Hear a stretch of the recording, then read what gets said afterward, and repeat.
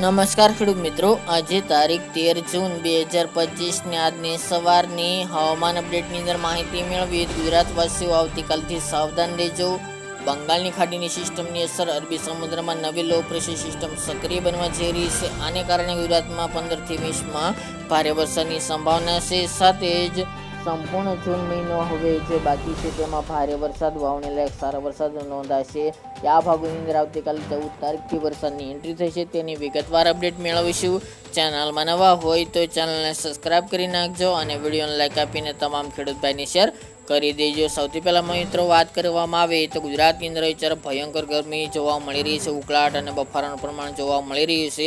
એટલા પ્રમાણ દરમિયાન ગુજરાતની અંદર હવે વરસાદી માહોલ જોવા મળશે. ખાસ કરીને મિત્રો જે સિસ્ટમ હતી તે આજે લો પ્રેશરમાં ફેરવાશે, ત્યારબાદ ડીપ ડિપ્રેશન બનીને વધુ મજબૂત બની ગુજરાત સુધી આવે તેવી શક્યતા રહેલી છે. આ સાથે જ અરબી સમુદ્રમાં પણ આગામી 24 કલાકની અંદર એક સિસ્ટમ બનવા જઈ રહી છે જે ગુજરાત સુધી આવવાની છે. સાથે જ મિત્રો આ ચોમાસું જે અડપ જેવું હતું તેને આગળ લઈને ગુજરાતમાં પ્રવેશ કરાવશે. ગુજરાતની અંદર 17-18 આસપાસ પ્રવેશ ચોમાસાનો થાય તેવી સંભાવના છે, પરંતુ તે પહેલાં ગુજરાતની અંદર વરસાદની ગતિવિધિ જોવા મળશે. વરસાદની એન્ટ્રી જોવા મળી શકે છે આવતીકાલે 14 તારીખ સાંજ દરમિયાનથી. ખાસ કરીને મિત્રો વાત કરીએ તો આ ગરમી અને ઉકળાટથી હવે છુટકારો મળશે, પરંતુ મિત્રો ગુજરાતની અંદર વાવણી લાયક સારા વરસાદો પણ જોવા મળશે. ઉકળાટનું પ્રમાણ, ગરમીનું પ્રમાણ સમગ્ર જૂન મહિનામાં જોવા મળશે. પવનની ઝડપ સામાન્ય કરતાં થોડી વધુ જોવા મળી રહી છે. આગામી દિવસમાં હજુ પણ પવનની ઝડપ વધે તેવી સંભાવના છે. વરસાદારે પવનની ઝડપ મિત્રો 40-50 આસપાસ પણ જોવા મળી શકે છે. ઝટકાના પવનો જેની નોંધ લેવી.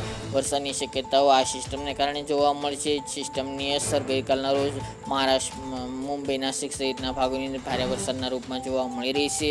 આવતીકાલે 14 તારીખથી દક્ષિણ ગુજરાતના ભાગોની અંદર વરસાદની એન્ટ્રી થઈ જશે.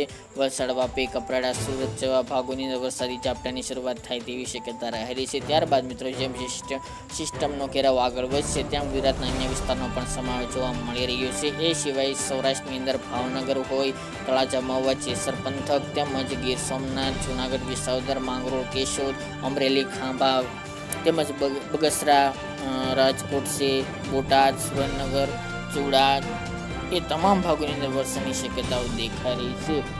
એ સિવાય મધ્ય પૂર્વના આણંદ, નડિયાદ, બોરસદ, વડોદરા, છોટાઉદેપુર, નર્મદા જિલ્લો છે, તેમજ દાહોદ, ગોધરા, મહીસાગર, પંચમહાલ, મોડાસા આસપાસ જે અરવલ્લીનો ભાગ છે ત્યાં સુધીના ભાગોની અંદર પણ આ સિસ્ટમની અસરનો ઘેરાવો જોવા મળશે, જેના કારણે વરસાદની ગતિવિધિ ત્યાં પણ જોવા મળશે. ઉત્તરની અંદર સાબરકાંઠા, બનાસકાંઠા વરસાદની શક્યતાઓ રહેલી છે.